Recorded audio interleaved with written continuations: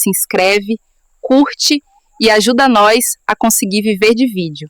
Seja membro para realizar nosso sonho. Diz o povo lá do sertão de Goiás, entre os grotões de Alvorada do Norte e as bandas de São Domingos, que essas lendas são memórias assombradas que o tempo não leva. Cada causo que vou contar aqui tem seu peso e sua cruz. Isso aconteceu lá em Conceição das Almas, cidadezinha perdida entre os morros de Goiás, no tempo em que não tinha energia e as casas se apagavam junto com o sol. Era uma terra de gente trabalhadora, daqueles caboclos que acordavam com o cantar do galo e dormiam quando a lua subia. Mas teve um tempo que o povo de lá não conseguia dormir direito, e tudo por causa de um galo maldito que cantava na hora errada. Seu Zequinha Santos, homem de uns 60 anos, cabelo branco e mão calejada de tanto cabo de enxada, morava numa casinha simples na beira da cidade. Era viúvo há 4 anos, desde que a dona Anásia foi para a terra dos pés juntos. Criava umas galinhas no quintal e plantava verdura para vender na feira de sábado. A primeira vez que escutou o galo cantar fora de hora foi numa terça-feira, lá pelas 11 da noite. Zequinha estava deitado, já quase pegando no sono, quando ouviu aquele cocó-rocó bem alto, vindo sei lá de onde. Achou esquisito, mas foi dormir mesmo assim. No outro dia de manhã, soube que o velho Tibúrcio, que morava 3 quadras dali, tinha morrido durante a madrugada. Coincidência, pensou. Tibúrcio já estava doente há tempos, mas aí o galo cantou de novo. Uma semana depois, na quinta-feira, mesma hora da noite. E na sexta de manhã cedo, foi a vez da Dona Perpétua, a doceira da cidade. O povo começou a reparar e a falar. Na venda do seu Manuel, na porta da igreja, na barbearia do Zé Pequeno, só se ouvia comentário sobre o galo maldito que anunciava a morte. Se você está gostando desses causos do interior, fica aí comigo que tem mais 14 histórias arrepiantes esperando. E se quiser receber mais histórias assim toda semana, é só se inscrever aqui embaixo. Zequinha, que não era de criar caso, começou a ficar preocupado. Não com o galo, mas com o povo da cidade que estava ficando assombrado. As pessoas começaram a trancar as portas mais cedo, a benzar as casas com ramos de arruda, a acender velas para os santos. Foi quando o galo cantou a 3ª vez. Era numa segunda-feira, e Zequinha estava sentado no quintal, fumando seu cipó de palha e olhando as estrelas. Quando escutou o canto, levantou da cadeira e gritou para o escuro: "Seu galo desgraçado! Pode cantar à vontade que eu não vou morrer, não. Quero ver se você tem coragem." O silêncio que veio depois foi tão pesado que até os grilos pararam de cantar. Zequinha dormiu mal naquela noite, mas amanheceu vivo e são. No outro dia, a cidade toda ficou sabendo do desafio. Seu Zequinha provocou o galo da morte, diziam uns. Corajoso, falavam outros. Doido, sussurravam as comadres. Passaram-se os dias. 1 semana, 2 semanas. Nada de galo cantar. O povo começou a achar que Zequinha tinha mesmo quebrado a maldição com sua valentia. Até que numa noite de lua nova, o galo cantou de novo. Mas dessa vez foi diferente. O canto veio de dentro do quintal do próprio Zequinha. Ele acordou sobressaltado, pegou a lanterna e foi ver o que era. Lá estava o galo. Um bicho magnífico, com penas pretas que brilhavam como metal, crista vermelha igual sangue fresco e olhos. Os olhos eram amarelos, mas brilhavam no escuro como se tivessem luz própria. O galo olhou bem para ele e cantou mais uma vez. E naquela cantoria, Zequinha escutou uma voz que conhecia bem. Era a voz da falecida esposa, Dona Anásia. "Vem comigo, Zequinha. Tua hora chegou." Eles acharam seu Zequinha na manhã seguinte, sentado na cadeira do quintal, com um sorriso no rosto e os olhos fechados. Do galo, nem sinal. Só ficaram 3 penas pretas no chão, que sumiram assim que o sol bateu nelas. Desde então, em Conceição das Almas, ninguém mais cria galo. E quando alguém escuta cantar de galo fora de hora, só faz uma coisa: reza e espera que não seja para ele. Porque, como diz o povo de lá, galo que canta na boca da noite não está anunciando o dia. Tá chamando alguém para a última viagem. E esse caos me faz lembrar de outro que aconteceu num lugar não muito longe dali, numa fazenda onde apareceu uma moça numa enxurrada. Mas essa história da moça que veio na enxurrada tem dessas coisas que fazem a gente questionar se toda a água que corre limpa. Na fazenda do seu Ambrósio, lá para os lados de Cristalina, tinha uma seca que já durava 7 meses. Era daquelas secas bravas que rachava a terra igual couro ressecado e fazia as plantas murcharem só de olhar. O gado ficava magro, o povo desanimado, e as rezadeiras não paravam de pedir chuva para os santos. Seu Ambrósio era um homem bom, dessas pessoas que dividiam o pouco que tinham. Quando a seca apertou, ele foi o único fazendeiro da região que não mandou os peões embora. Não vou deixar vocês na mão numa hora dessas, dizia, mesmo vendo o dinheiro escorrer igual areia. Entre os funcionários da fazenda tinha o João Pescador, um rapaz novo, uns 25 anos, que cuidava da represa quando ela tinha água. João era namorado da Rosinha, filha do vaqueiro Sebastião, e os dois estavam juntando dinheiro para o casamento. Foi numa tarde de outubro que o céu escureceu de vez. Nuvens pesadas, baixas, prometendo chuva brava. O vento levantou poeira vermelha e os bichos ficaram inquietos. Quando caíram os primeiros pingos, todo mundo correu para fora das casas para sentir a água no rosto. Mas aquela não foi chuva comum, não. Foi temporal de fim de mundo. Choveu 3 dias seguidos, sem parar. A terra, de tão seca, não conseguia absorver a água direito.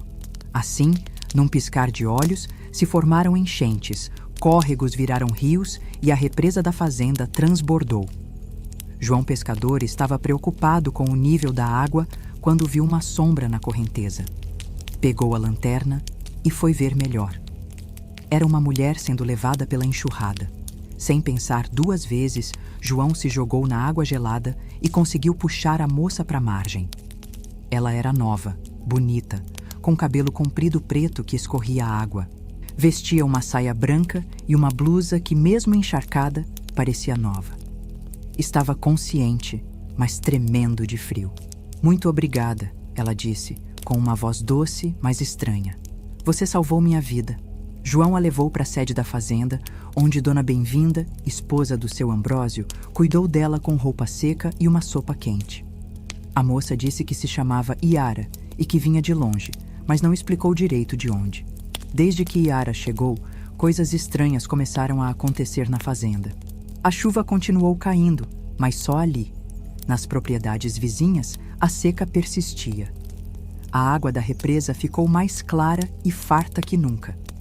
Os peixes apareceram em quantidade e as plantas cresceram como em terra abençoada. João logo se encantou pela moça. Ela era diferente das mulheres da região. Falava coisas bonitas, sabia histórias de lugares distantes e tinha um jeito de andar que parecia que seus pés nem tocavam o chão direito.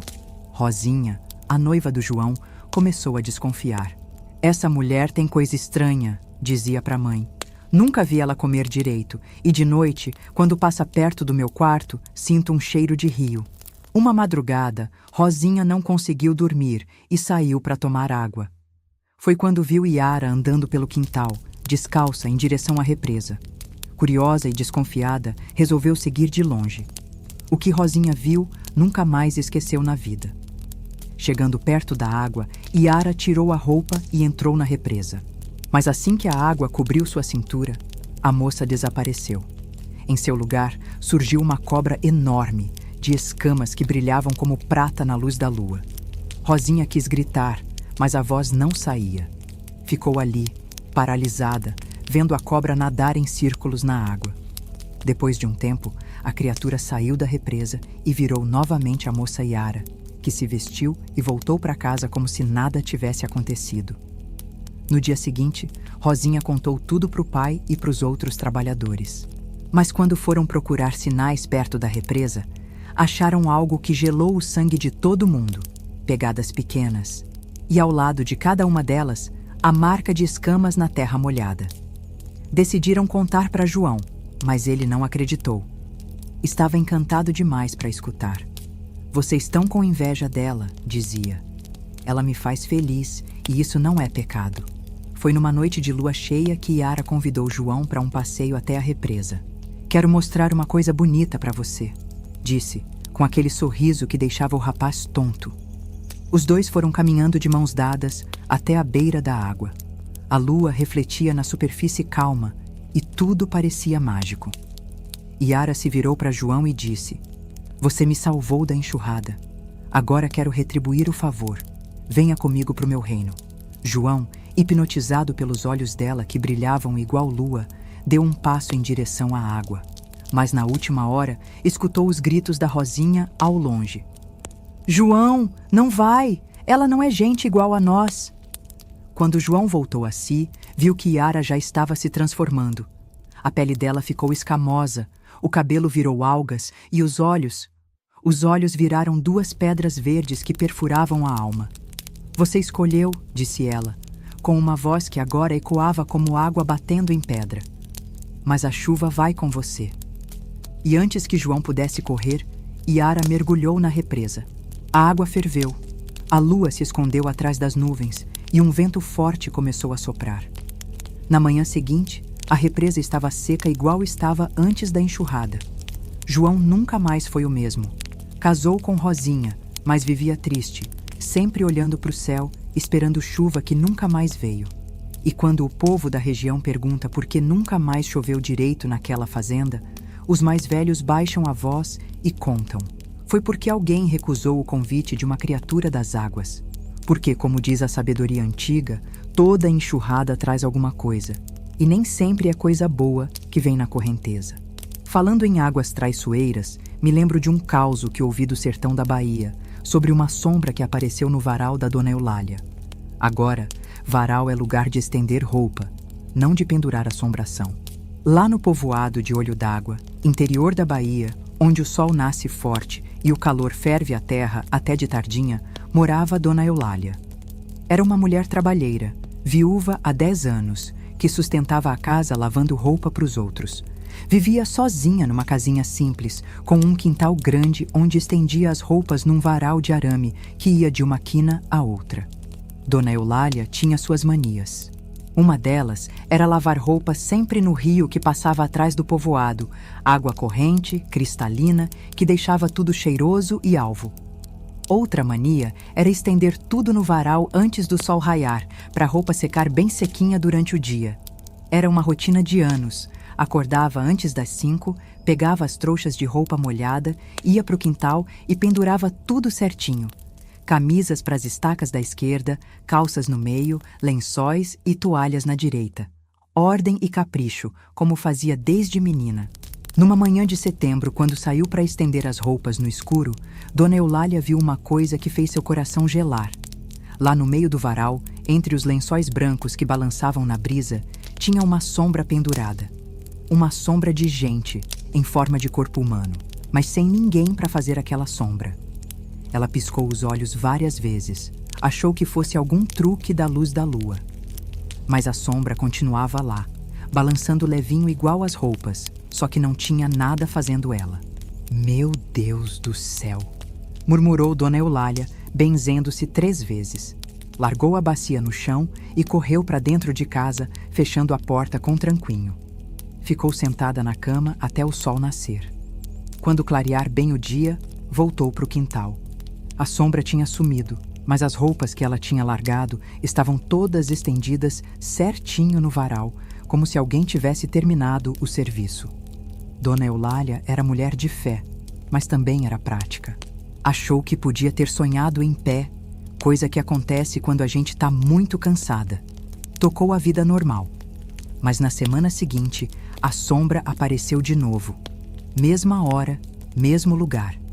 Só que dessa vez, quando Dona Eulália chegou no quintal, a sombra se mexeu.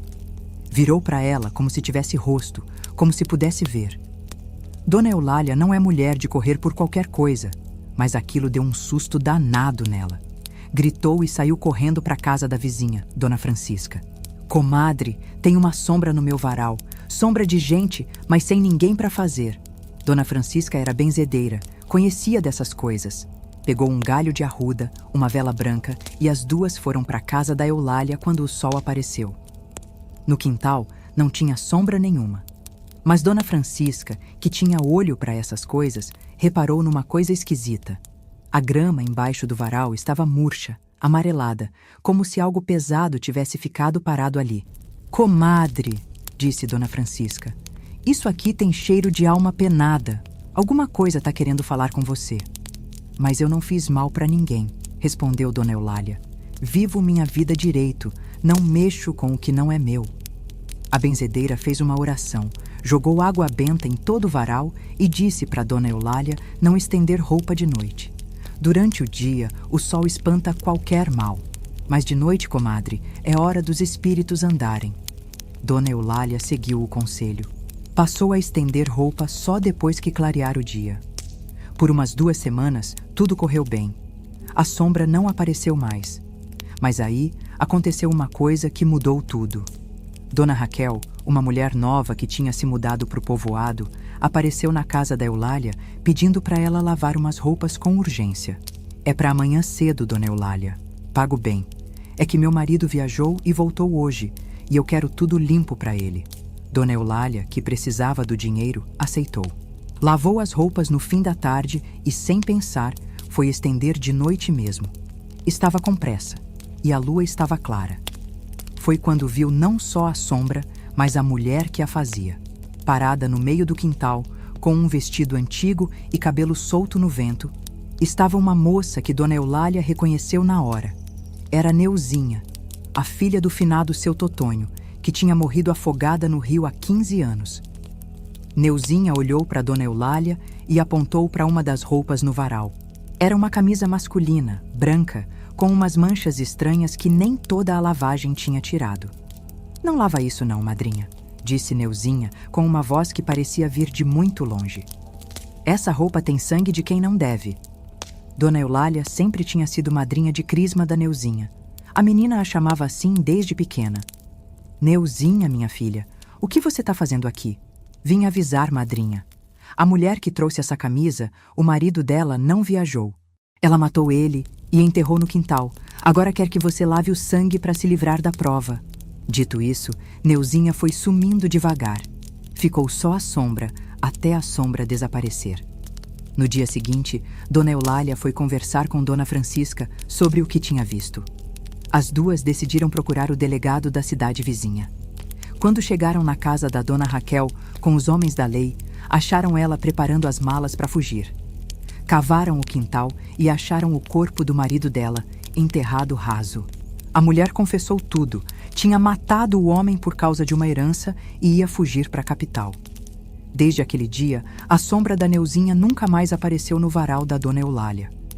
Mas a velha mudou para sempre sua rotina. Nunca mais estendeu roupa de noite e sempre que alguma roupa chegava para lavar, ela examinava bem antes de pôr na água.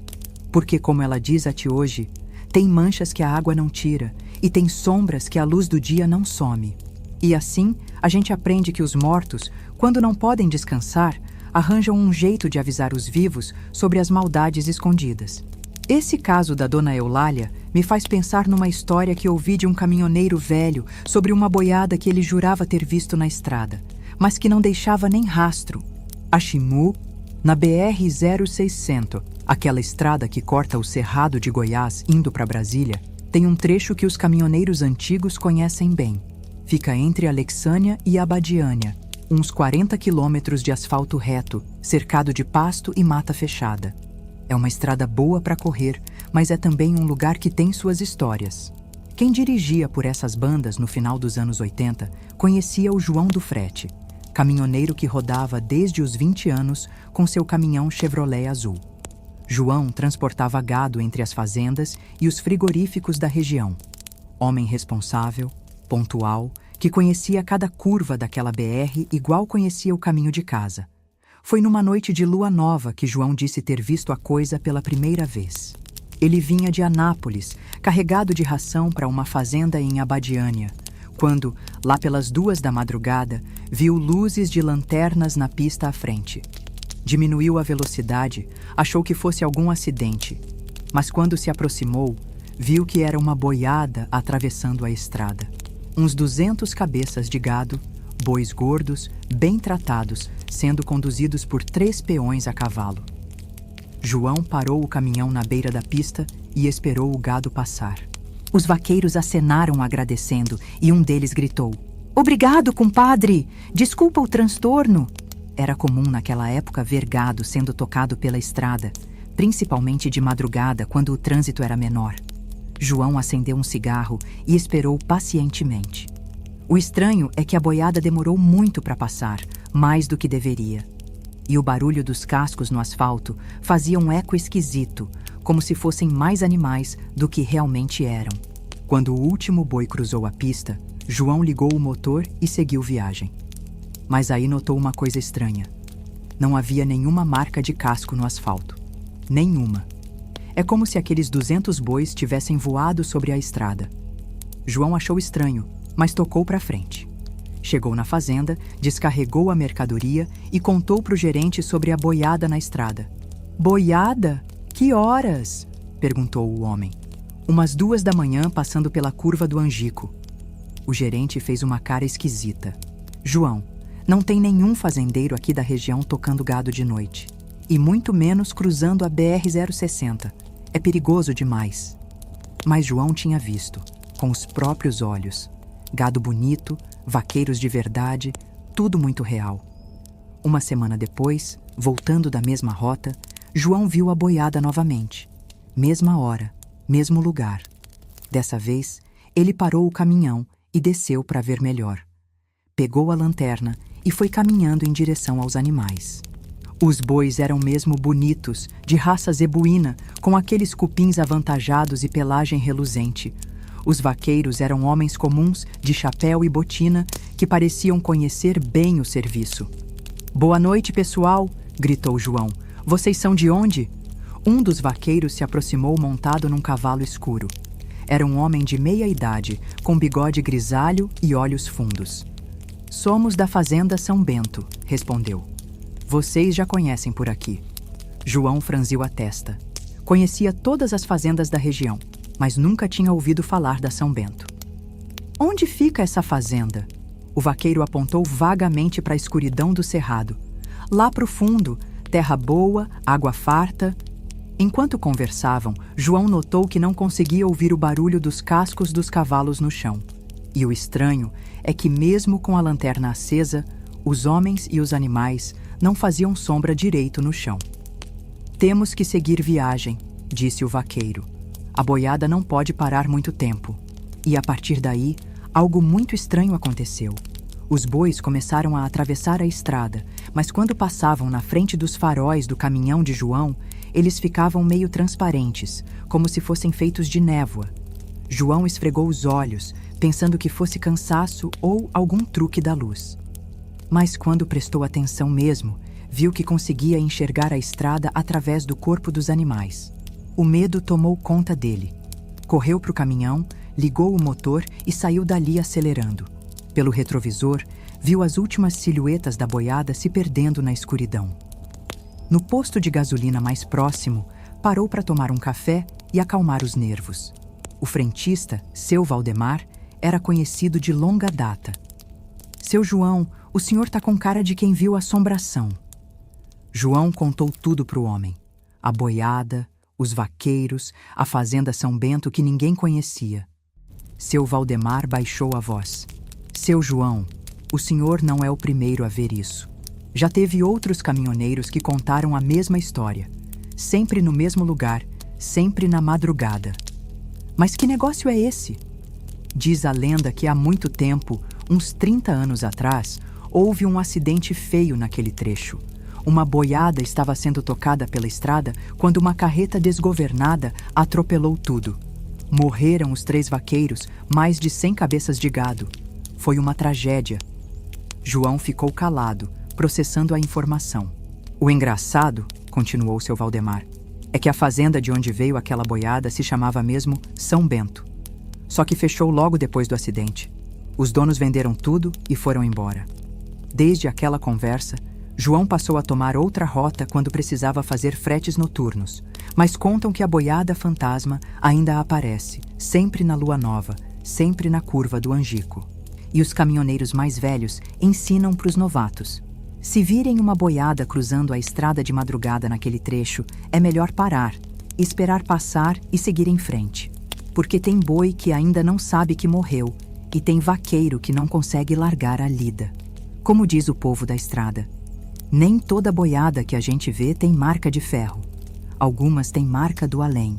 Essa história de visagem na estrada me lembra outro causo, de um padre que apareceu numa capela perdida no meio do mato. Só que esse padre tinha uma particularidade: não fazia sombra. Na região de Pirenópolis, entre as serras e os vales verdes de Goiás, existe uma capelinha perdida chamada São Miguel do Taquaruçu. É um lugar pequeno, esquecido, que fica numa estradinha de terra que poucos conhecem. A capela foi construída nos anos 1940 pelos moradores locais, mas nunca teve padre fixo. Um sacerdote da cidade vinha celebrar missa uma vez por mês, quando conseguia.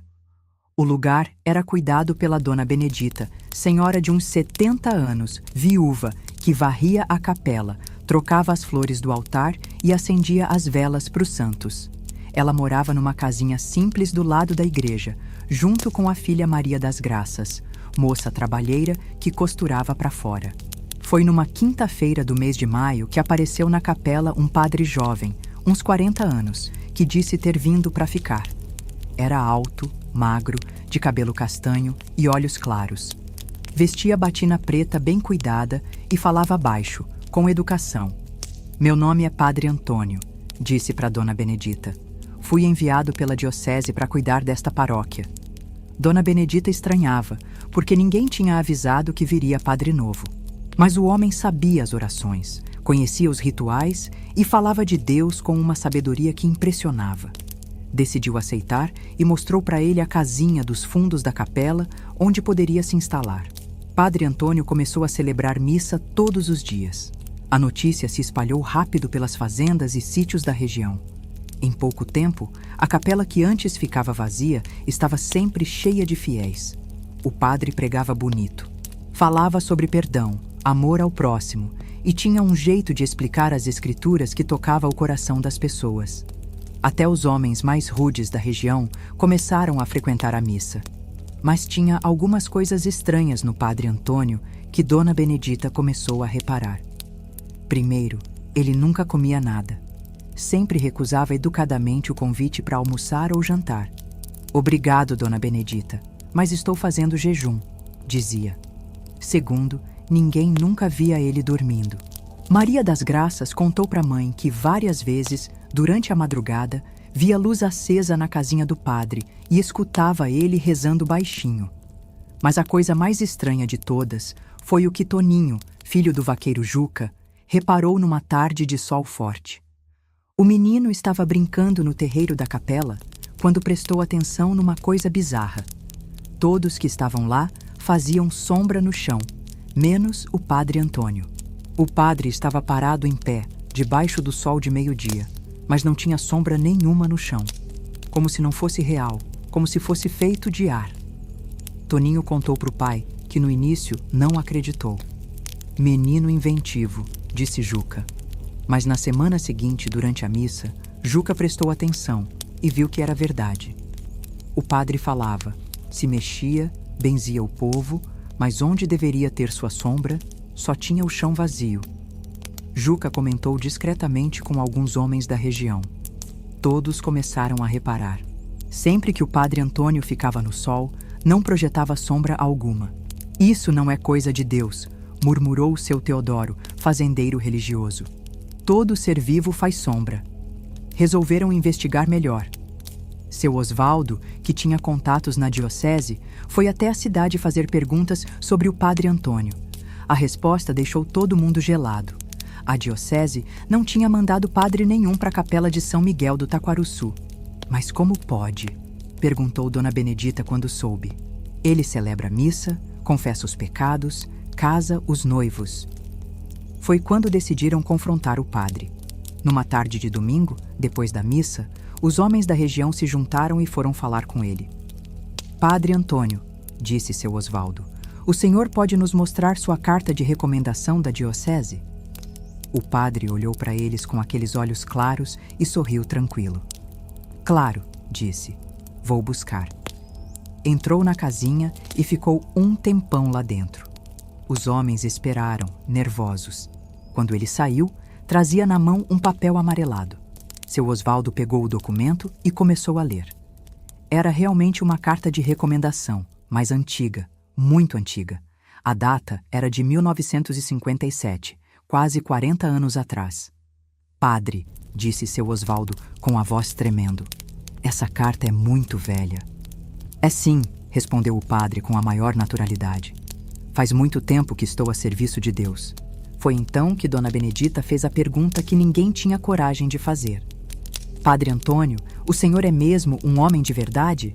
O padre ficou em silêncio por um momento. Depois, tirou um lenço do bolso e enxugou uma lágrima que desceu pelo rosto. Dona Benedita, a senhora foi muito boa comigo. Todos vocês foram. Eu fui padre mesmo, sim. Padre Antônio Silva, ordenado em 1955. Morri num acidente de carro em 1957, quando vinha assumir esta paróquia. O silêncio que se fez foi tão pesado que até os pássaros pararam de cantar. Durante todos esses anos, continuou o padre, minha alma ficou vagando porque não consegui cumprir minha missão. Queria cuidar desta capela, desta gente boa. Deus me permitiu voltar para fazer o que não pude fazer em vida. E agora? Perguntou Maria das Graças com a voz baixinha.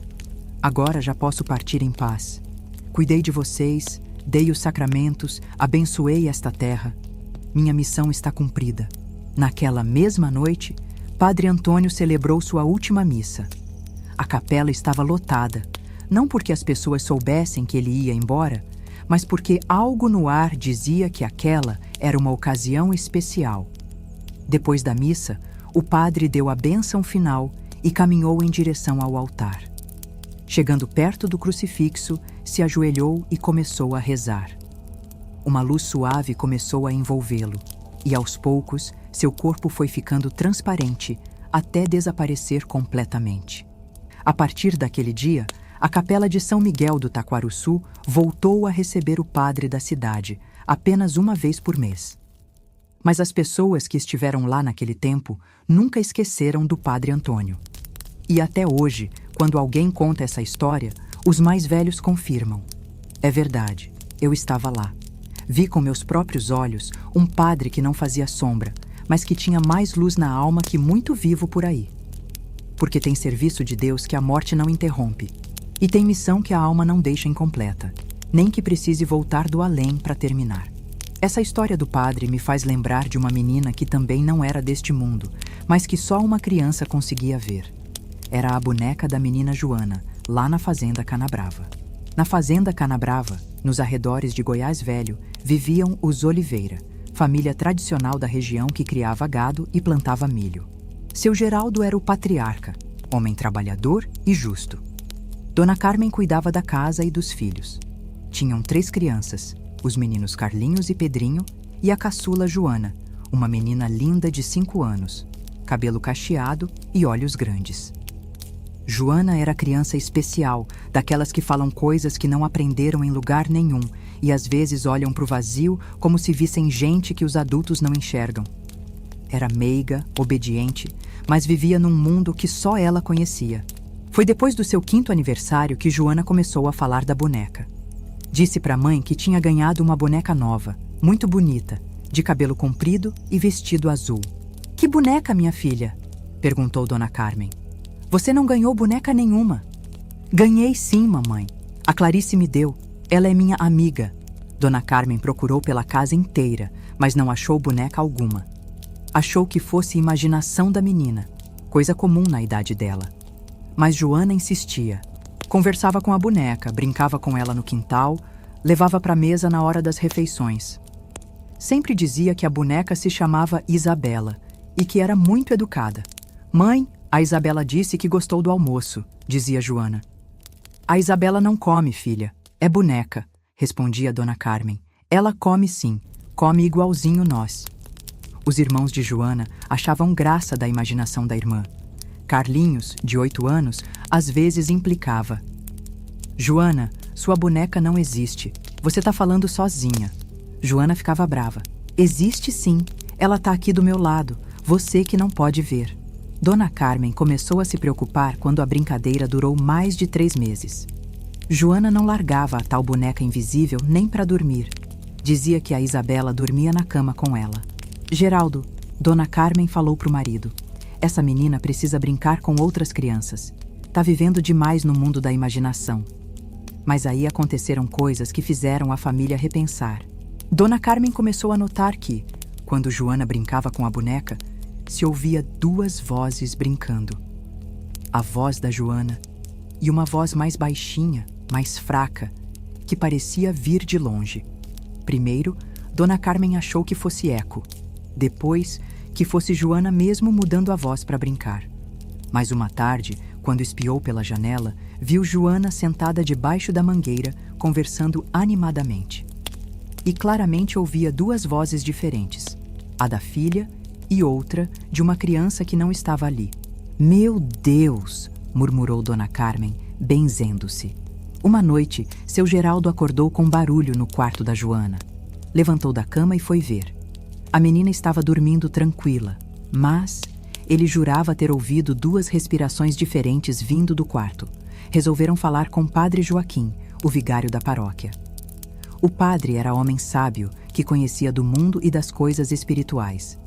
Padre, disse Dona Carmen, nossa filha fala com uma boneca que ninguém vê, mas a gente às vezes escuta como se realmente tivesse alguém brincando com ela. Padre Joaquim ouviu tudo com atenção. Dona Carmen, há mais mistérios entre o céu e a terra do que nossa sabedoria pode explicar. As crianças veem coisas que nós adultos perdemos a capacidade de ver. Mas é normal, padre? Pode ser que sua filha tenha um dom. Ou pode ser que uma alma pequena, que partiu cedo demais, tenha escolhido ela para ser sua companheira. O padre sugeriu que observassem mais, sem interferir, a não ser que a situação prejudicasse a menina. Passaram-se alguns meses. Joana continuava feliz, brincando com a Isabela. Até que, numa manhã de inverno, a menina acordou com febre alta. Em poucos dias, a doença se agravou. Era uma pneumonia grave, que naquele tempo era perigosa para crianças pequenas. Joana ficou de cama por 2 semanas.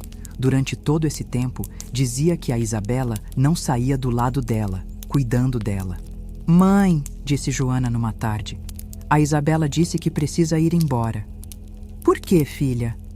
Ela disse que o anjo dela veio buscar, mas que primeiro queria que eu ficasse boa. Naquela mesma noite, a febre da Joana quebrou. A menina acordou no dia seguinte disposta, com fome, querendo brincar. Estava curada, mas tinha algo diferente. Joana não falava mais da boneca Isabela. Filha, perguntou Dona Carmen, cadê a Isabela? Ela foi embora, mãe. Disse que agora eu tô grande e não preciso mais dela. A partir desse dia, Joana nunca mais mencionou a boneca.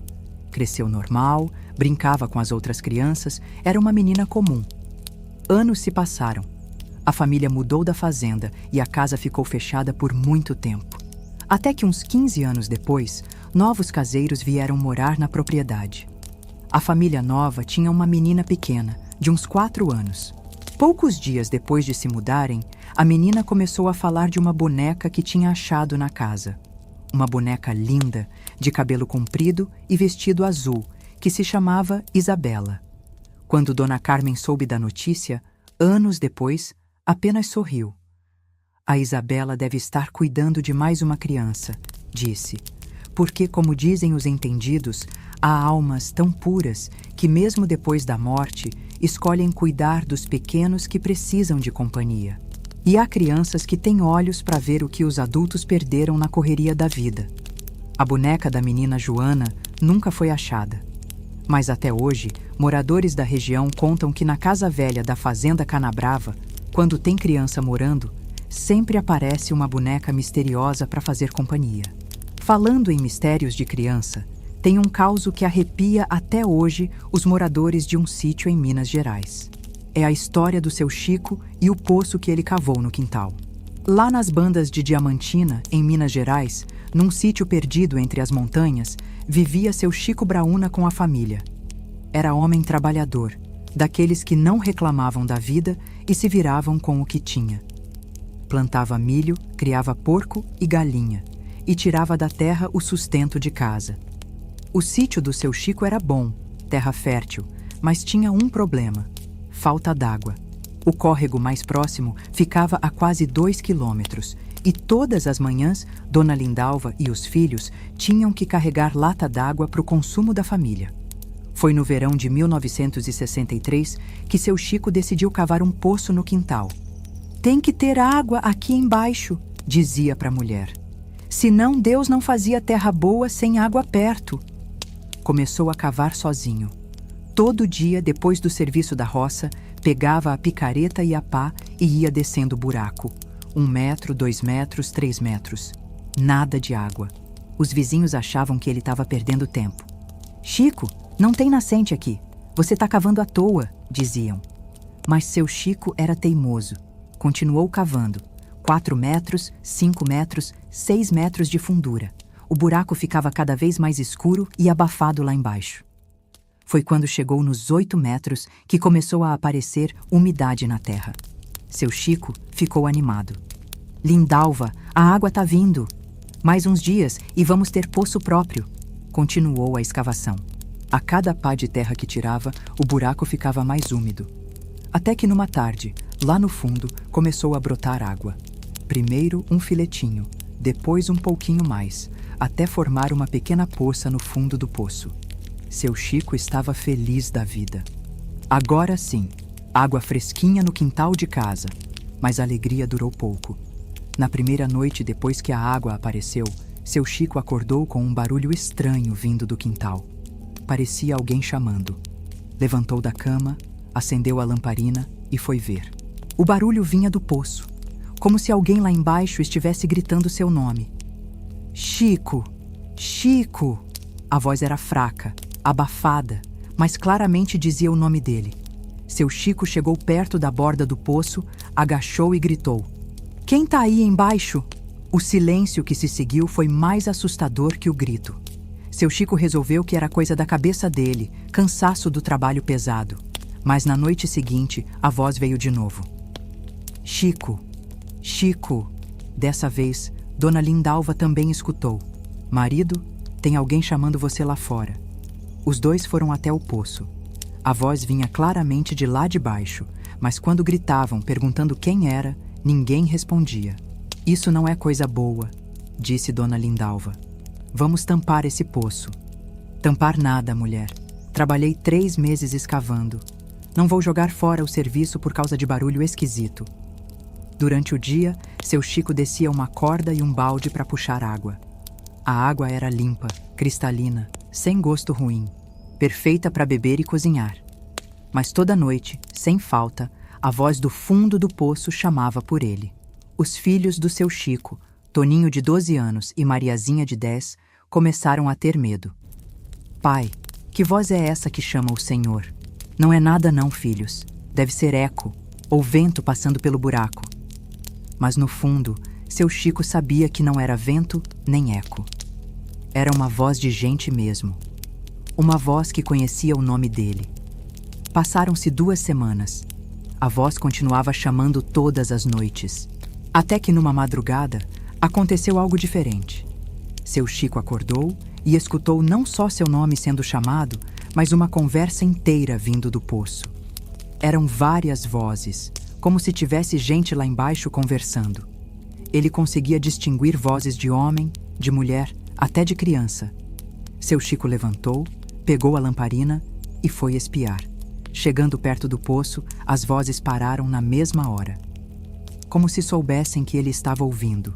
"Bom dia, seu Chico", disse uma voz que parecia vir de muito fundo. "O senhor fez um trabalho bonito, cavou certinho até nós." O susto foi tanto que seu Chico quase derrubou a lamparina. Quem tá falando?" "Somos os moradores antigos desta terra. Há muito tempo que estamos aqui embaixo, esperando alguém chegar." Seu Chico ficou gelado. Que moradores? Aqui só tem minha família. Antes do Senhor, outros moraram aqui. Índios, tropeiros, escravos fugidos. Tem muita gente enterrada nesta terra. O Senhor cavou bem em cima do nosso descanso. A voz era calma, sem maldade, mas aquilo deixou seu Chico apavorado. Nós não viemos assombrar ninguém, continuou a voz. Só queremos que o Senhor saiba, esta água é sagrada agora. Quem beber dela com respeito, terá sorte. Quem desrespeitar, vai se arrepender. Dito isso, as vozes se calaram e não falaram mais nada naquela noite. No dia seguinte, seu Chico contou tudo para a mulher e para os filhos. Ficaram com medo, mas decidiram continuar usando a água. Afinal, tinha sido muito trabalho escavar aquele poço. E uma coisa interessante aconteceu. Desde que começaram a beber daquela água, a sorte da família melhorou.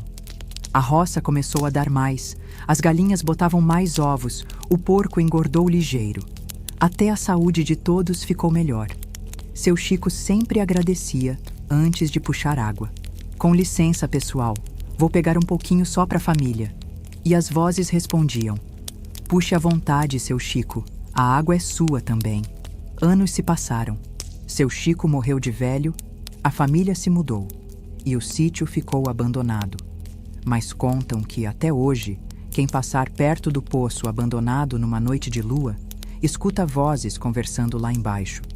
E dizem que a água daquele poço nunca seca, nunca emporcalha, porque é protegida pelos antigos moradores da terra que fizeram um pacto de cuidar da água limpa para quem chegasse depois.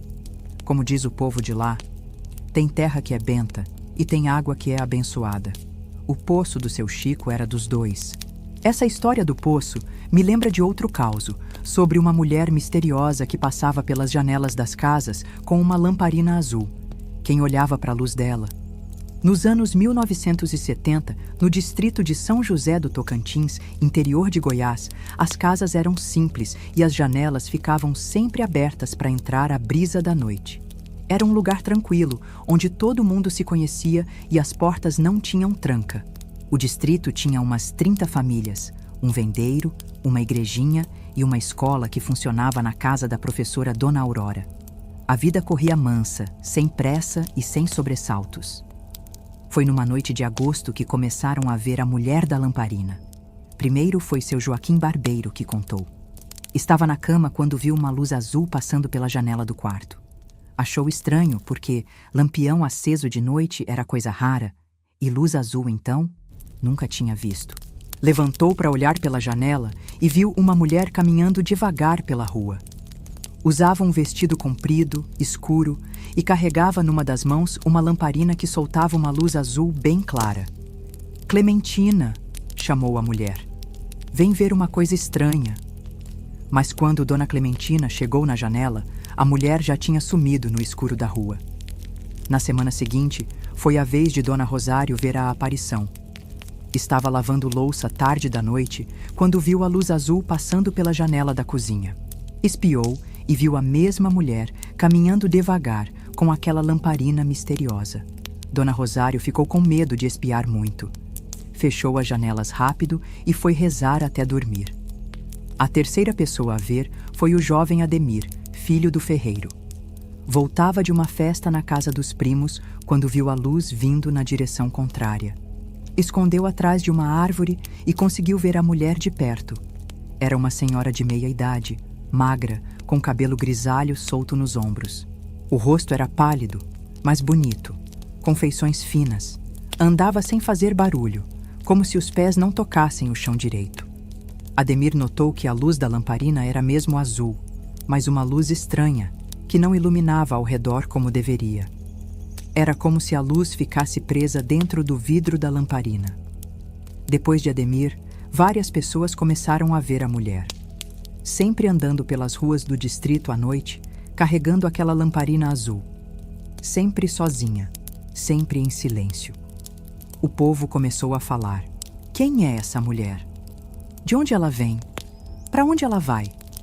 Ninguém conseguia responder. Era como se ela aparecesse do nada e sumisse no nada. Foi Dona Geralda, parteira da região, que fez a primeira ligação entre a mulher e as doenças. Ela reparou que, sempre que alguém via a luz azul passando pela janela de casa, alguém daquela família adoecia no dia seguinte. Não é coincidência, disse para a comadre. Essa mulher traz doença. E parecia mesmo ser verdade. A família do seu Joaquim, que foi o primeiro a ver, teve 3 pessoas doentes na mesma semana. Dona Rosário ficou de cama com uma febre que demorou para passar. O jovem Ademir teve uma dor de cabeça que durou dias. O povo começou a se trancar em casa quando anoitecia. Fechavam janelas, corriam cortinas, apagavam as luzes cedo para não chamar atenção. Mas a mulher da lamparina continuava aparecendo. E onde quer que a luz azul passasse, doença aparecia. Foi quando Zé Pequeno, o mais corajoso do distrito, resolveu enfrentar a situação. Vou falar com essa mulher, disse. Descobrir o que ela quer. Numa noite de lua nova, Zé Pequeno ficou na espreita. Quando viu a luz azul surgindo no fim da rua, saiu de casa e foi ao encontro da mulher. Boa noite, senhora, disse, tirando o chapéu. A mulher parou e olhou para ele. Os olhos dela brilhavam igual à luz da lamparina. Boa noite, respondeu, com uma voz que parecia vir de longe. A senhora é de onde? Nunca vi por aqui. A mulher sorriu, mas foi um sorriso triste. Sou de muito longe, de um tempo que já passou. E o que a senhora faz andando por aqui toda noite? Procuro pessoas que estão doentes. Levo a luz para elas. Zé Pequeno franziu a testa. Mas a senhora não traz doença? Todo mundo que vê sua luz fica doente depois. A mulher balançou a cabeça devagar. Não trago doença. Vejo doença. Minha lamparina mostra quem vai ficar doente. Vou até essas casas para avisar. Avisar como? Passando com a luz. Quem vê a luz e fica doente depois tem tempo de se cuidar. A doença que aparece rápido é menos perigosa que a doença que chega devagar, sem avisar. Zé Pequeno ficou pensando no que ela disse. Então a senhora está tentando ajudar? Sempre tentei ajudar. Em vida era curandeira. Cuidava dos doentes da região. Quando morri, não consegui parar. Continuo cuidando, do jeito que posso. E por que a lamparina é azul? Azul é a cor da proteção. Minha luz protege quem vai adoecer. Dá tempo para eles se prepararem. A partir daquela conversa, Zé Pequeno explicou para o povo do distrito o que tinha descoberto. A mulher da lamparina não era inimiga. Era uma alma que continuava ajudando mesmo depois da morte. Mudaram a forma de ver as aparições. Quando a luz azul passava pela janela de uma casa, em vez de ficarem com medo, os moradores ficavam alertas. Cuidavam melhor da saúde, procuravam remédios caseiros, se preparavam para enfrentar a doença. E uma coisa interessante, depois que o povo entendeu o propósito da mulher, as doenças que apareciam eram menos graves e curavam mais rápido. A mulher da lamparina azul continuou aparecendo por mais alguns anos. Até que, gradualmente, as visitas foram ficando mais raras, até pararem de vez. Dizem que ela conseguiu cumprir sua missão e finalmente descansou em paz. Como ensina essa história? Nem toda aparição vem para assustar. Algumas vêm para avisar, para cuidar, para proteger. E às vezes, o que parece maldição é na verdade bênção disfarçada. Essa história da mulher que cuidava dos doentes me faz lembrar de uma porteira que tinha vida própria numa fazenda em Goiás. Toda madrugada, no mesmo horário, na fazenda do finado João Senhor, nos arredores de Caldas Novas, tinha uma porteira na entrada da propriedade que deixava todo mundo com os nervos à flor da pele. Era uma porteira comum, de madeira e arame, igual a tantas outras no interior de Goiás. Mas essa tinha uma peculiaridade que ninguém conseguia explicar. Toda madrugada, sem falta, às 3h33 em ponto, a porteira batia. Batia forte, como se alguém a empurrasse com força para abrir e fechar, abrir e fechar. O barulho ecoava pela fazenda inteira, acordando quem tivesse o sono leve. João Senhor era um fazendeiro próspero, homem de pulso firme que não acreditava em assombração. Deve ser o vento, dizia sempre que alguém comentava sobre a porteira. Ou então gado encostando nela. Mas todo mundo sabia que não era vento. Não tinha vento toda a madrugada na mesma hora. E gado, na época, ficava no pasto longe da entrada, não chegava perto da sede. Quem mais sofria com o barulho era Dona Alzira, esposa do João Senhor. Era mulher nervosa, que dormia mal e acordava com qualquer coisa. Todas as noites, às 3h33, despertava com o estrondo da porteira batendo. João, pelo amor de Deus, faça alguma coisa com essa porteira, implorava. João Senhor já tinha mandado o capataz Sebastião verificar a tranca várias vezes. Sebastião sempre dizia a mesma coisa. Patrão, a porteira tá bem firme, tranca nova, gonzos lubrificados. Não tem motivo para ela bater sozinha. Mesmo assim, toda a madrugada, 3h33 em ponto, lá vinha o barulho. Pam, pam, pam, como se uma mão invisível empurrasse a porteira para lá e para cá. Os peões da fazenda começaram a criar teorias. Alguns diziam que era a alma de algum antigo dono da terra que não conformava com a venda. Outros achavam que era coisa do diabo tentando entrar na propriedade. João Pequeno, filho caçula do João Senhor, uns 15 anos na época, era o mais curioso da família. Uma noite resolveu investigar. Às 3h30 da madrugada, saiu escondido do quarto e foi se posicionar numa janela que dava vista para a porteira. Ficou esperando, com o coração batendo forte. Quando o relógio da sala marcou 3h33, viu uma coisa que fez seus cabelos se arrepiarem. A porteira começou a se mover sozinha, abrindo e fechando com força, como se uma pessoa invisível estivesse empurrando. Mas não era só isso. João Pequeno jurava ter visto uma sombra passando pela porteira. Uma sombra de homem a cavalo, galopando em direção à casa. No dia seguinte, contou para o pai o que tinha visto. João Senhor não acreditou. Menino imaginativo. Deve ter sido sombra da lua nas árvores. Mas João Pequeno insistiu tanto que o pai resolveu fazer uma investigação própria. Na noite seguinte, João Senhor ficou de tocaia na varanda da casa, com uma espingarda no colo. Às 3h33, pontualmente, a porteira começou a bater. João Senhor viu com os próprios olhos. A porteira se movia sozinha, com força, num ritmo constante. E ele também viu a sombra. Era realmente a sombra de um homem montado, que passava pela porteira e seguia galopando em direção à casa. Mas quando a sombra se aproximava da varanda, desaparecia no ar. João Senhor ficou impressionado, mas não quis demonstrar. Era homem orgulhoso, que não gostava de admitir que não conseguia explicar algo. Resolveu procurar seu Antônio, o vizinho mais antigo da região, para perguntar sobre a história daquelas terras. João, disse seu Antônio, essa sua fazenda tem uma história triste.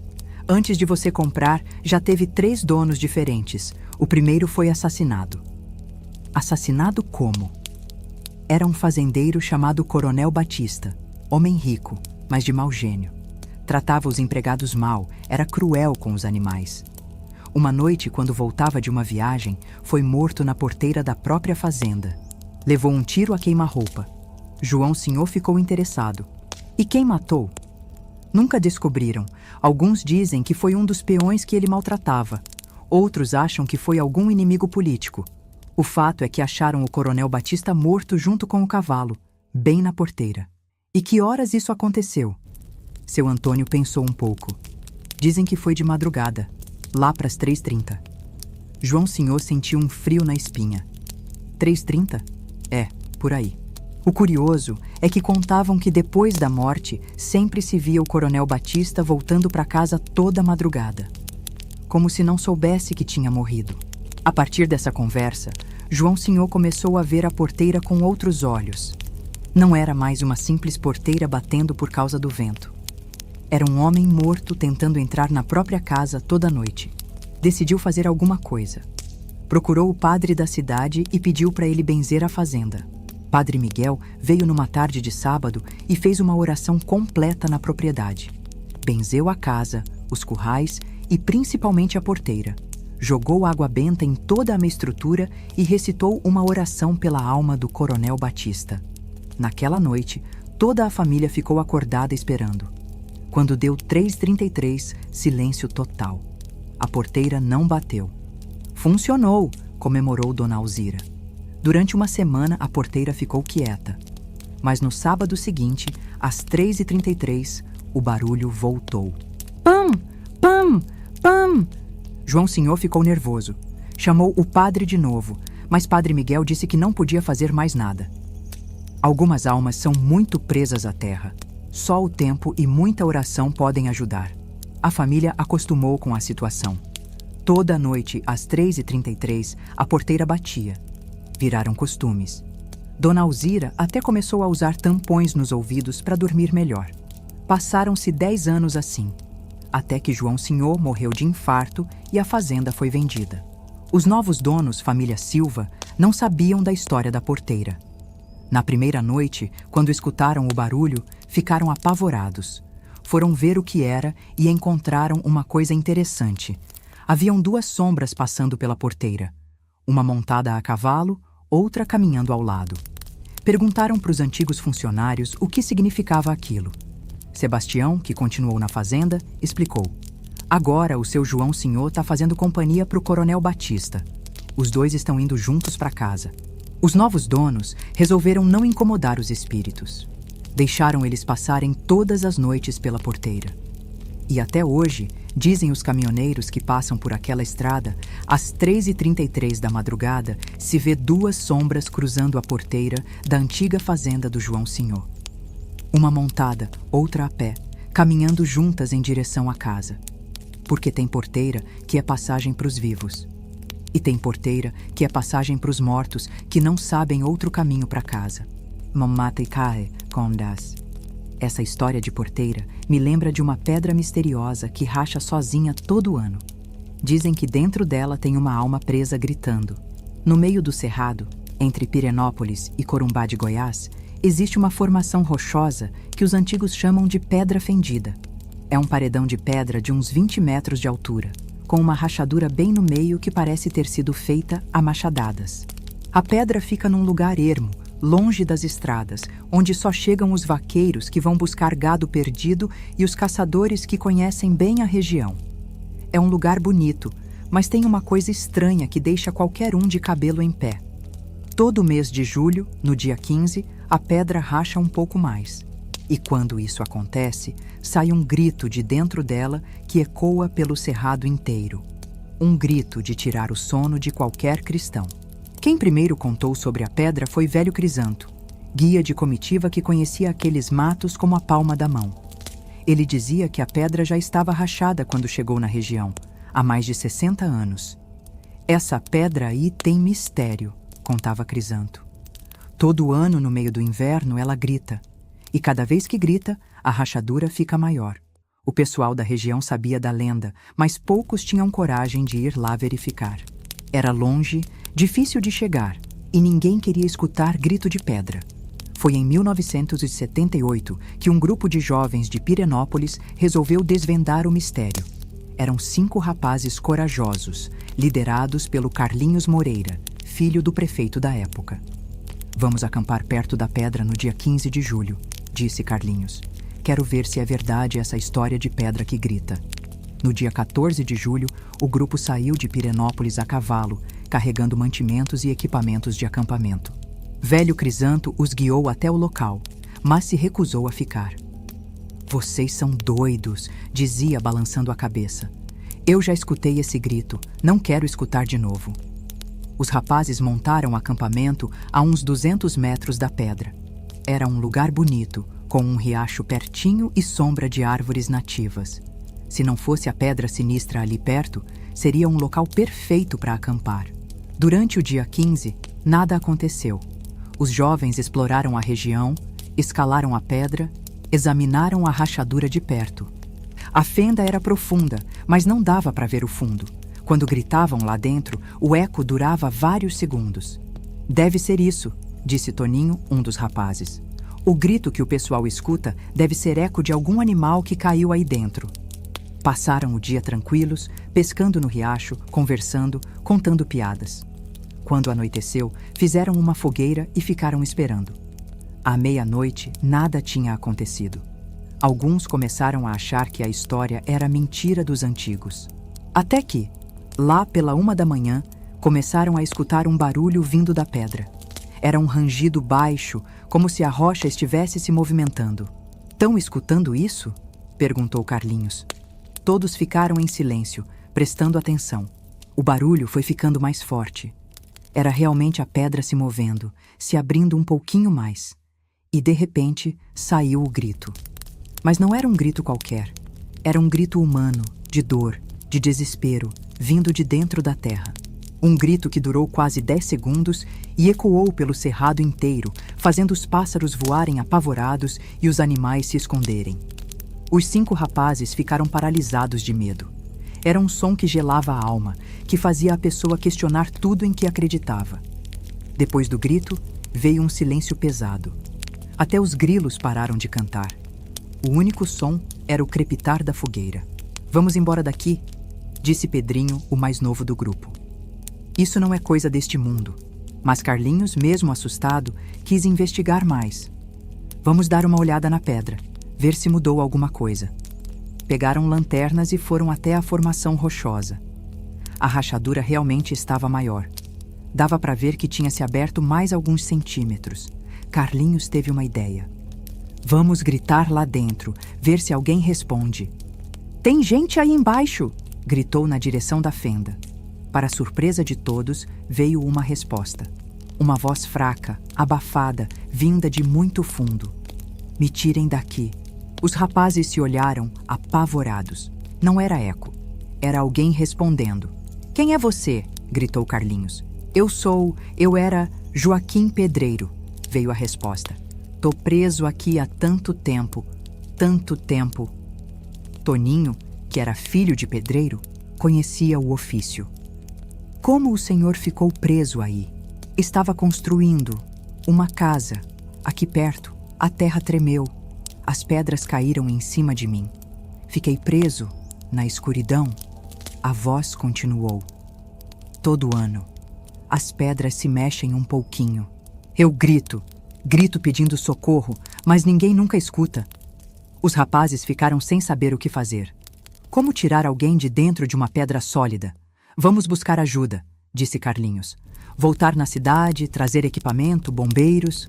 "Não adianta", disse a voz, agora mais triste. "Já tentaram antes.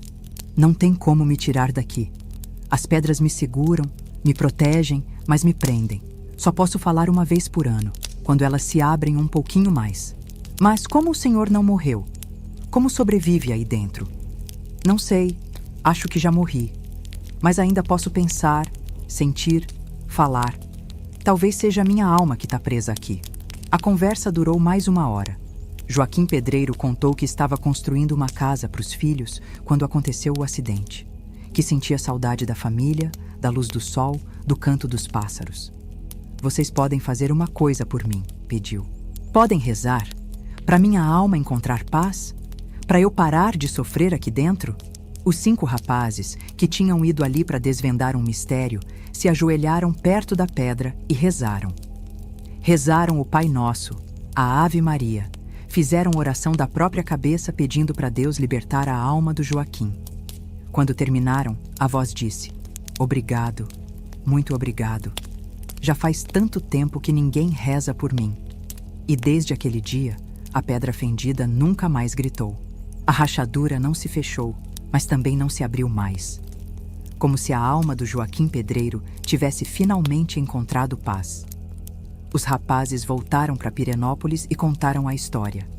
Muitos não acreditaram, mas os 5 juravam pela mãe que era verdade.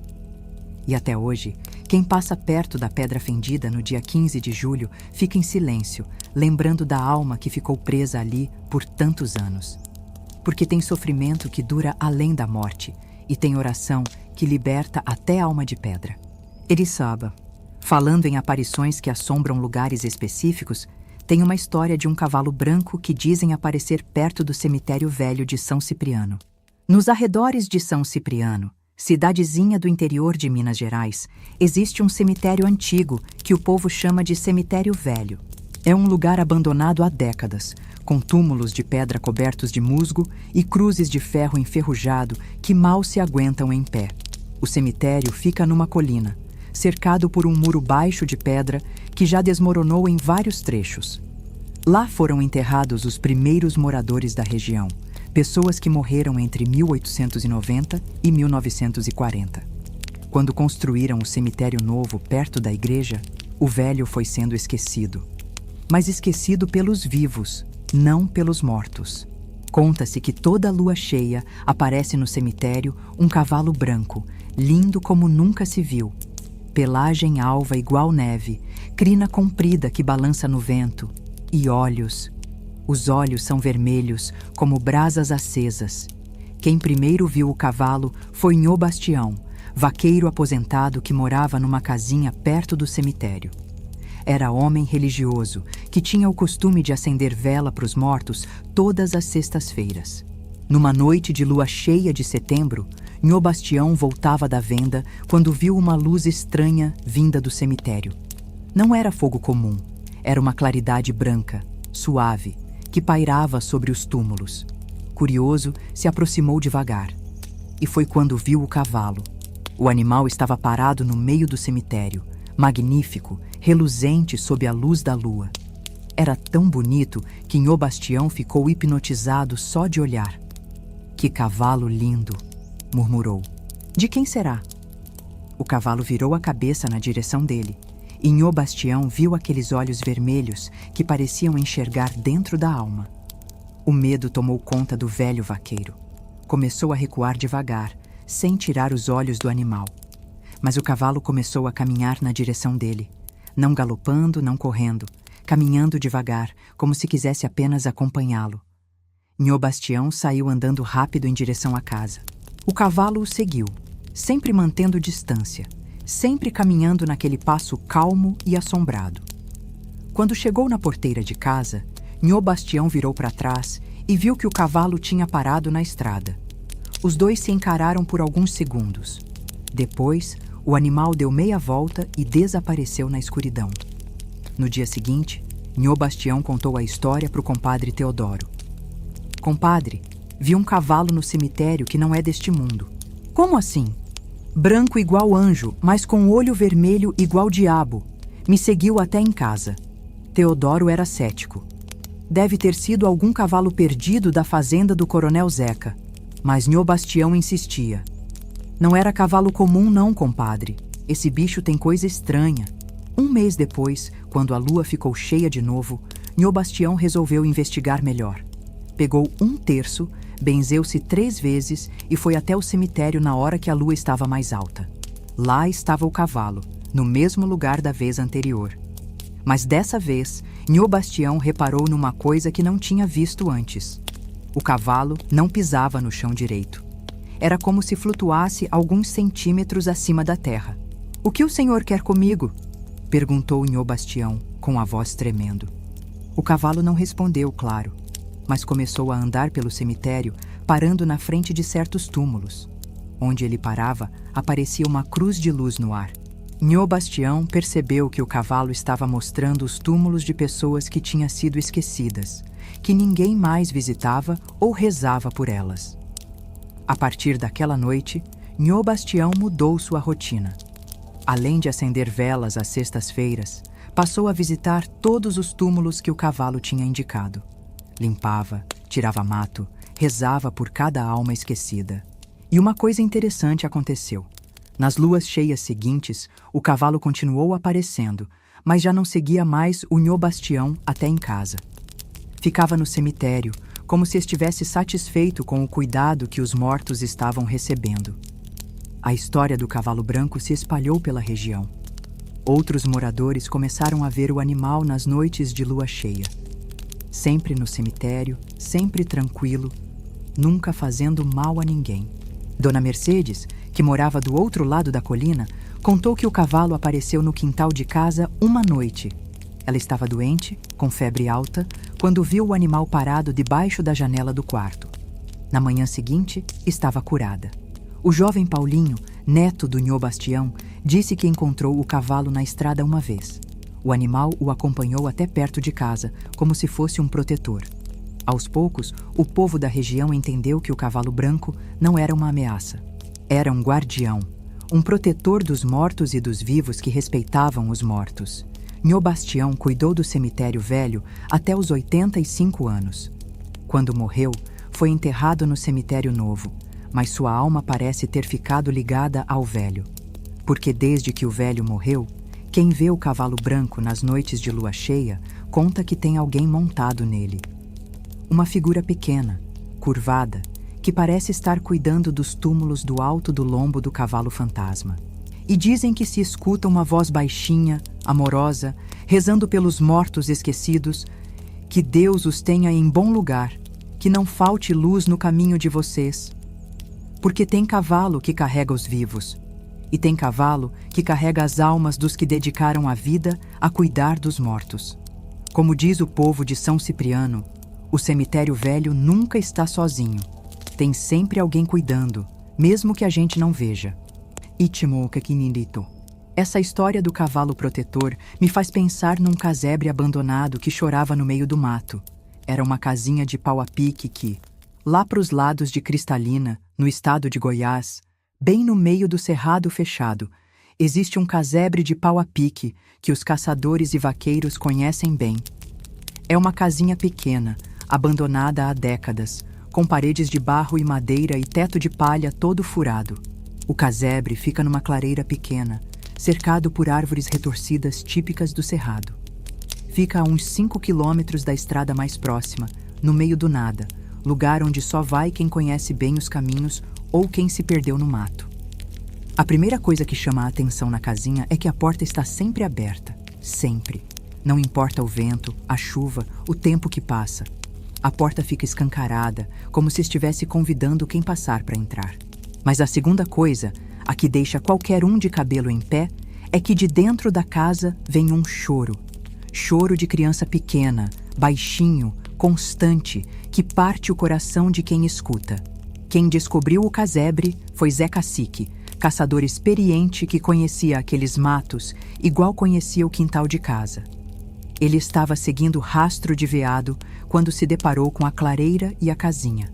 Que casa é essa aqui no meio do mato? Pensou.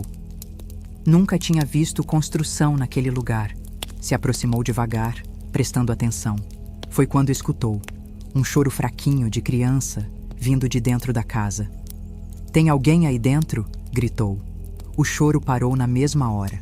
Silêncio total. Zé Cacique se aproximou mais. A porta estava aberta, mas lá dentro estava escuro. Espiou pela entrada e não viu ninguém. "Ô de casa!" gritou de novo. Nada. Entrou na casa. O interior era simples, um cômodo só, sem móveis, sem nada. O chão era de terra batida, as paredes tinham algumas frestas por onde passava a luz. Não havia sinal de que alguém morasse ali. Mas assim que Zé Cacique saiu da casa, o choro começou de novo. Voltou correndo para dentro. O choro parou. Saiu. O choro recomeçou. "Que diabo é isso?" murmurou, benzendo-se.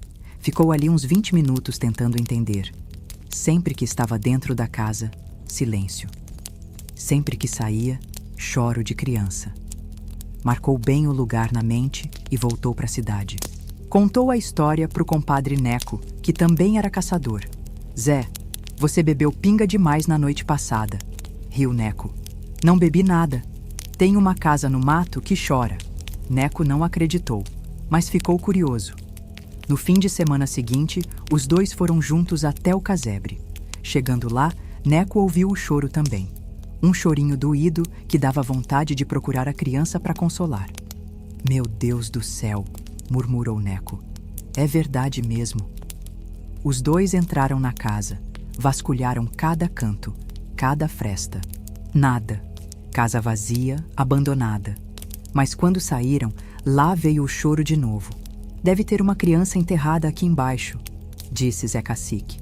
"Há uma pequena que não consegue sossegar." Resolveram cavar. Passaram uma tarde inteira cavando o chão de terra batida da casa. Nada acharam. Nem osso, nem vestígio de nada. A história do casebre que chorava se espalhou entre os caçadores da região. Uns vieram ver por curiosidade, outros porque não acreditavam.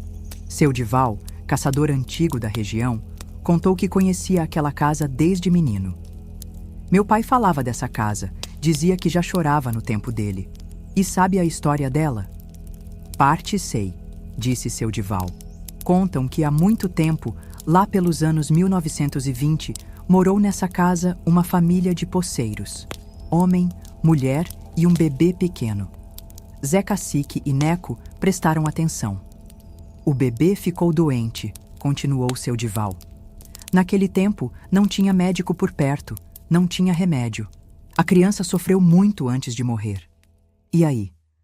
A mãe enlouqueceu de dor. Ficava abraçada com o corpinho do filho, dizendo que ele ainda estava vivo, que só estava dormindo. O pai foi obrigado a tirar a criança dos braços dela à força para enterrar. Seu Dival fez uma pausa, acendeu o cigarro de palha. Contam que a mulher nunca se conformou. Ficou doente, parou de comer, de dormir. Morreu poucos meses depois. O marido abandonou a casa e foi embora da região. E o choro? Dizem que é a mãe que ainda está procurando o filho. Ela chora quando não tem ninguém por perto para escutar, para consolar. Quando chega alguém, para de chorar, esperando que a pessoa traga notícia do bebê. A história fazia sentido. Uma mãe que perdeu o filho e nunca se conformou, continuava procurando por ele, mesmo depois da morte. Zé Cacique, que era pai de família, ficou compadecido. Resolveu fazer uma coisa. Toda vez que passava perto do casebre, entrava e conversava com a alma da mãe. Dona, seu filho tá bem, tá com os anjos, cuidado por Nossa Senhora. A senhora pode ficar em paz, dizia. E uma coisa interessante, quando Zé Cacique falava essas palavras, o choro parava por muito tempo. Às vezes, passavam semanas sem ninguém ouvir chorar. Mas sempre voltava. A dor de mãe é coisa que nem a morte consegue curar completamente. Anos se passaram. O casebre continua lá, no meio do cerrado. A porta continua sempre aberta. E de vez em quando, principalmente nas madrugadas frias de julho, ainda se ouve um choro baixinho vindo de dentro. Os caçadores mais novos aprenderam com os antigos. Se ouvirem o choro, entrem na casa e digam uma palavra de consolo. Seu filho tá bem, dona. Tá num lugar melhor, porque tem dor que dura além da vida, e tem amor de mãe que nem a sepultura consegue apagar. Como ensina essa triste história? A perda de um filho deixa uma ferida na alma que nem mesmo a morte consegue cicatrizar. Essa história da mãe que perdeu o filho me lembra de um caso que aconteceu numa estrada, sobre uma noiva que morreu antes do casamento e aparece toda sexta-feira. A Sarton, marcha na estrada que liga Unai a Brasília, bem na divisa entre Minas Gerais e Goiás, tem uma cruz de madeira pintada de branco que marca o local de um acidente trágico. É uma cruz simples, cravada na beira do asfalto, com uma plaquinha que está tão desbotada que mal dá para ler o nome. Mas todo motorista que passa por ali de noite conhece a história da cruz. E muitos já viram a moça sentada ao pé dela, principalmente nas sextas-feiras de lua nova. O acidente aconteceu em 1985. Maria Aparecida, moça de 22 anos, ia se casar no sábado seguinte com João Batista, rapaz trabalhador que era encarregado de uma fazenda perto de Unai. Maria Aparecida morava em Brasília com a família, mas o noivo era da roça. Tinham combinado que ela se mudaria para a fazenda depois do casamento. Era um amor verdadeiro, daqueles que todo mundo via que ia dar certo. Na sexta-feira anterior ao casamento, Maria Aparecida resolveu ir visitar o noivo para acertar os últimos detalhes da festa. Pegou carona com seu Antônio, caminhoneiro conhecido da família, que ia entregar mercadoria numa fazenda próxima. Foi uma viagem tranquila até chegarem naquela curva fechada, uns 40 quilômetros antes de Unai. Seu Antônio conhecia bem a estrada. Dirigia com cuidado, não estava com pressa. Mas do nada apareceu um carro na contramão, vindo em alta velocidade. O motorista estava dormindo no volante, invadiu a pista e bateu de frente com o caminhão. Seu Antônio se machucou, mas sobreviveu. O motorista do carro também. Mas Maria Aparecida, que estava sem cinto de segurança no banco do carona, foi arremessada para fora da cabine e morreu na hora. Quando acharam ela na beira da estrada, ainda estava usando o vestido branco que tinha escolhido para ir ver o noivo. Nas mãos, segurava o buquê de flores do campo que tinha colhido no caminho para dar de presente para o João Batista. A tragédia abalou toda a região. João Batista ficou transtornado de dor. Não conseguia aceitar que a noiva tinha morrido véspera do casamento, vestida de branco, com o buquê na mão, como se fosse uma prévia cruel da cerimônia que nunca aconteceu. Ele mesmo fez a cruz e cravou no local do acidente. Todos os sábados ia lá rezar, levar flores, conversar com a Maria Aparecida como se ela pudesse ouvir. Foi depois de uns 3 meses que as primeiras pessoas começaram a ver a moça sentada na beira da estrada. Quem primeiro contou foi Dona Conceição, que voltava de visitar a filha em Brasília numa sexta-feira à noite. O ônibus passou pela curva quando ela viu uma mulher de vestido branco sentada ao pé da cruz. "Motorista!" gritou. "Tem uma moça ali que pode estar precisando de ajuda." Mas quando o motorista olhou pelo retrovisor, não viu ninguém. "A senhora deve ter visto alguma sombra", disse o motorista. "Não tem ninguém ali." Dona Conceição insistiu que tinha visto uma moça de vestido branco. Tinha até buquê de flores no colo dela. Uma semana depois, seu Mauro, caminhoneiro da região, teve uma experiência parecida. Passava pela cruz numa sexta-feira, tarde da noite, quando viu a figura de uma mulher na beira da estrada. Diminuiu a velocidade, parou o caminhão e desceu para ver se ela precisava de ajuda. Era uma moça nova, bonita, de cabelo comprido, vestida de branco. Estava sentada na grama, com um buquê de flores no colo. "Moça, tá tudo bem? Precisa de carona?" perguntou seu Mauro. Ela olhou para ele com olhos tristes e disse: "Estou esperando alguém. Vou me casar amanhã." "Casar onde? Aqui não tem igreja, não tem nada." "Na igreja de São José, em Unai. Você conhece?" Seu Mauro conhecia. "Conheço sim. Quer que eu leve a senhorita até lá?" A moça sorriu. "Queria muito. Meu noivo deve estar me esperando." Ela subiu na cabine do caminhão. Durante o trajeto ficou quieta, olhando pela janela. Seu Mauro tentou puxar conversa, mas ela respondia pouco. "Qual o nome da senhorita?" "Maria Aparecida." "E o noivo?" "João Batista. Homem bom, trabalhador. Vamos morar na fazenda depois do casamento." Seu Mauro não conhecia João Batista, mas não achou estranho. Tinha muita fazenda por ali, muita gente que ele não conhecia. Quando chegaram na igreja de São José, já era quase meia-noite. A igreja estava fechada, escura. "Parece que não tem ninguém aqui", disse seu Mauro. Maria Aparecida desceu do caminhão, ainda segurando o buquê. "Obrigada pela carona. Vou esperar aqui. Mas, moça, não tem ninguém. A igreja está fechada." "Ele vem. Sei que vem." Seu Mauro ficou preocupado, mas ela insistiu que ia ficar. Ele deixou ela ali e seguiu viagem. No dia seguinte, passou na igreja para ver se a moça estava bem. Não encontrou ninguém. Perguntou para o padre sobre um casamento que ia acontecer entre Maria Aparecida e João Batista. Padre José ficou com uma expressão estranha. "Meu filho, esse casamento ia acontecer há 3 meses. Mas a noiva morreu num acidente na estrada. Está enterrada aqui no cemitério." Seu Mauro sentiu um frio na espinha. Contou ao padre sobre a carona que tinha dado para a moça. "Você não é o primeiro", disse o padre. "Já vieram outros caminhoneiros e motoristas contar história parecida. Sempre nas sextas-feiras. Sempre a mesma moça, sempre dizendo que ia se casar." A partir desse dia, a história da noiva da cruz da estrada se espalhou entre os motoristas que faziam aquela rota. Muitos começaram a evitar passar por ali nas sextas-feiras à noite. Mas outros, curiosos ou céticos, faziam questão de passar para ver se era verdade. E vários confirmaram. Nas sextas-feiras, principalmente quando não havia lua, dava para ver a silhueta de uma moça de branco sentada ao pé da cruz.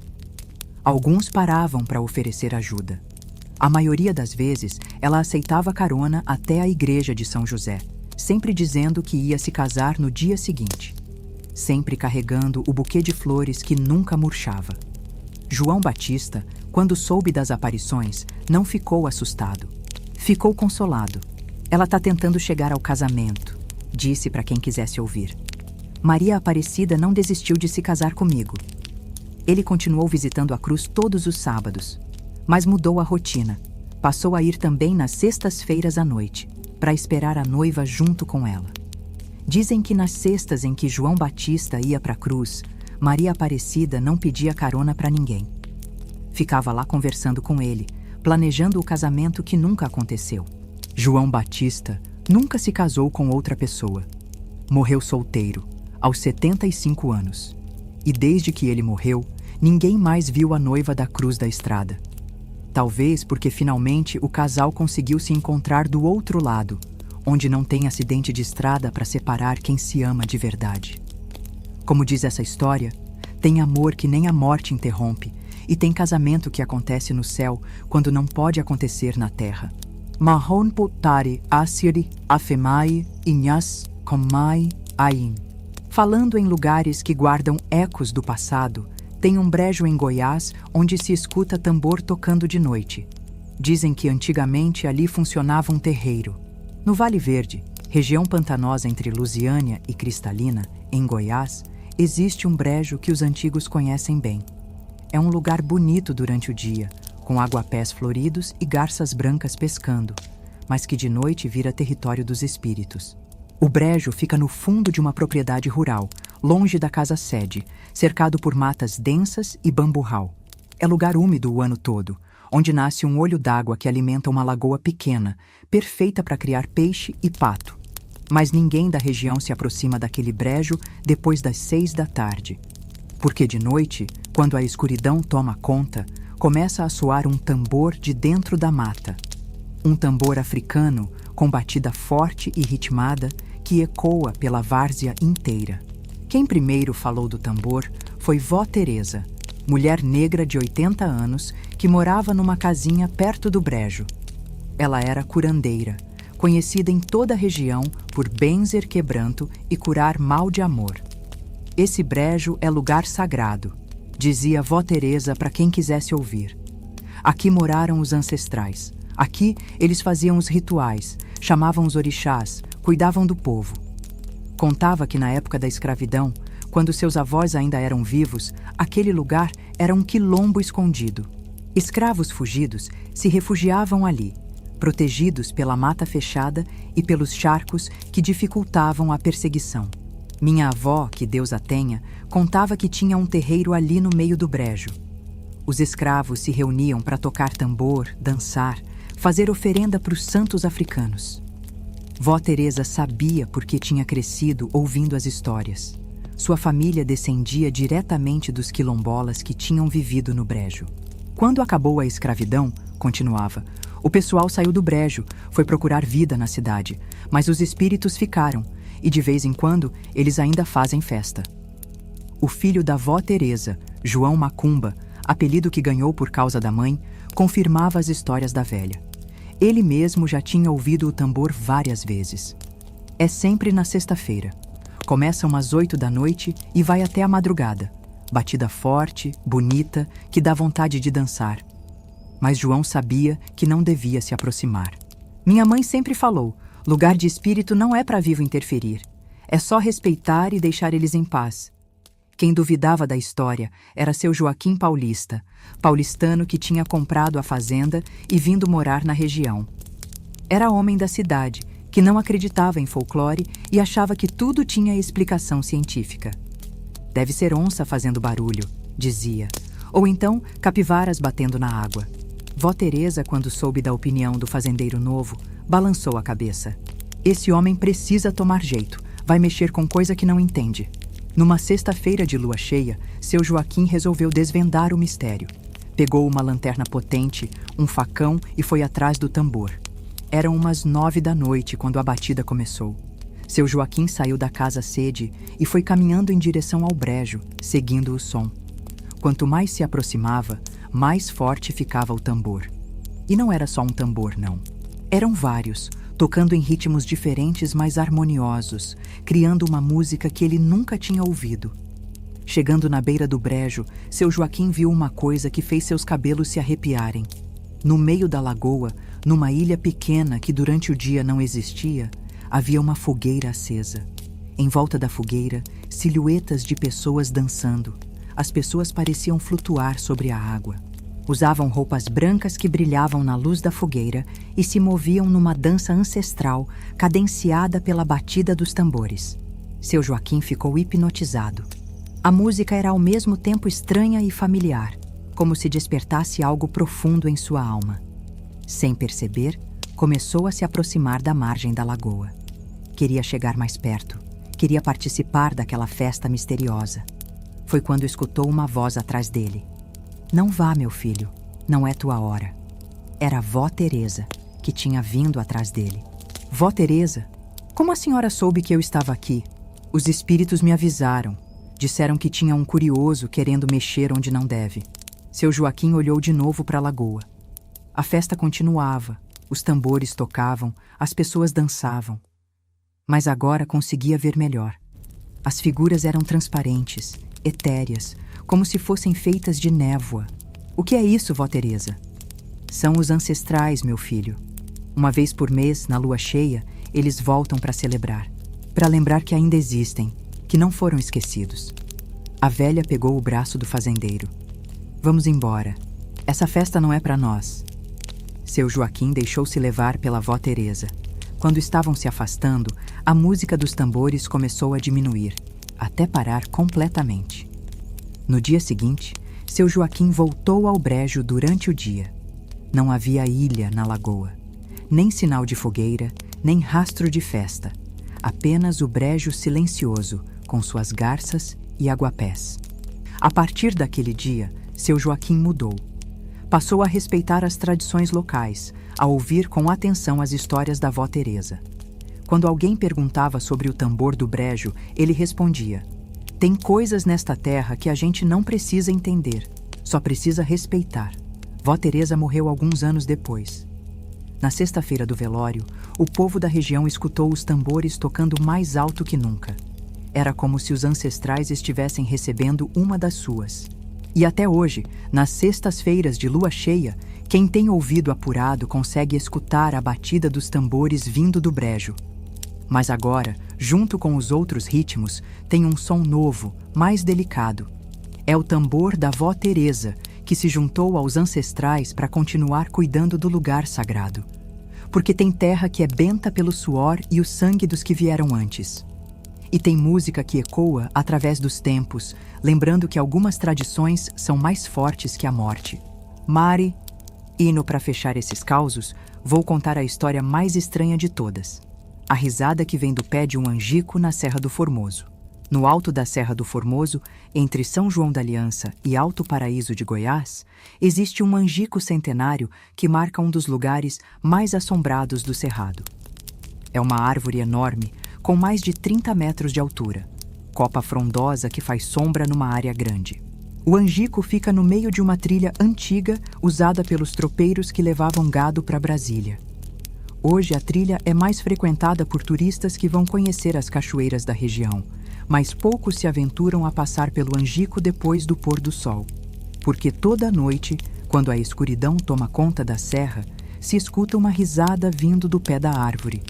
Uma risada sinistra, de homem maldoso, que ecoa pelos morros e deixa qualquer um com os cabelos em pé.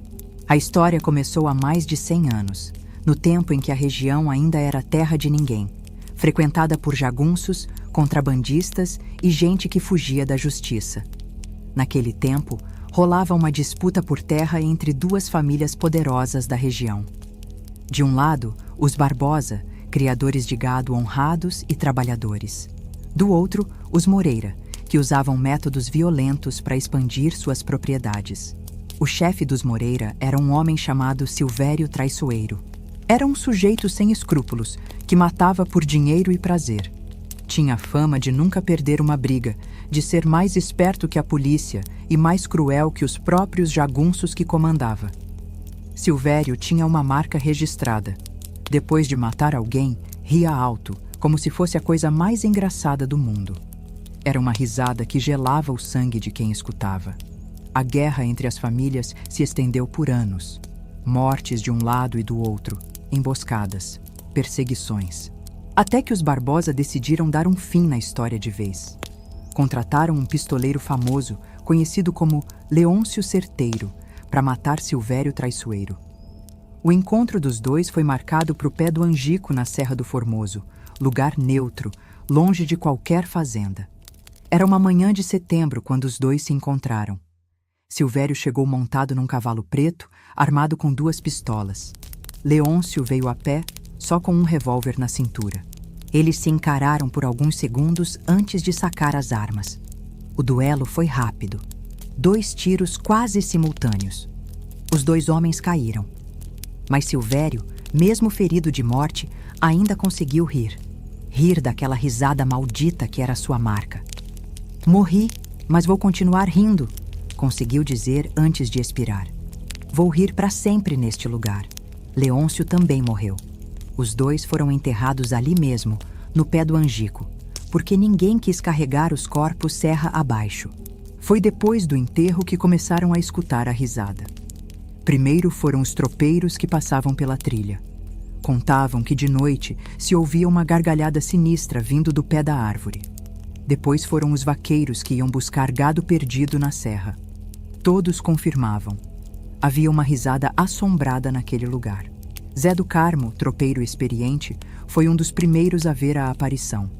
Estava acampado perto do Angico, numa noite sem lua, quando escutou a risada começar. Olhou na direção da árvore e viu uma figura translúcida, de homem magro, encostado no tronco. A figura ria sem parar, com a mesma risada cruel que Silvério Traiçoeiro fazia em vida. Que você quer?" gritou Zé do Carmo. A figura parou de rir por um momento, olhou para ele e respondeu: "Quero rir de todos que passam por aqui. Rir da covardia dos homens, da maldade do mundo, da inocência dos bobos." E voltou a rir, mais alto ainda. Zé do Carmo pegou suas tralhas e se mandou dali correndo. Outros viajantes tiveram experiências parecidas. Sempre a mesma aparição, sempre a mesma risada zombeteira. Com o tempo, a trilha foi sendo abandonada. Os tropeiros passaram a usar outros caminhos para evitar o Angico assombrado. A natureza foi tomando conta do caminho antigo. Mas na década de 1990, com o crescimento do turismo ecológico na Chapada dos Veadeiros, a trilha voltou a ser usada. Turistas de Brasília e de outros lugares vinham conhecer as belezas da serra.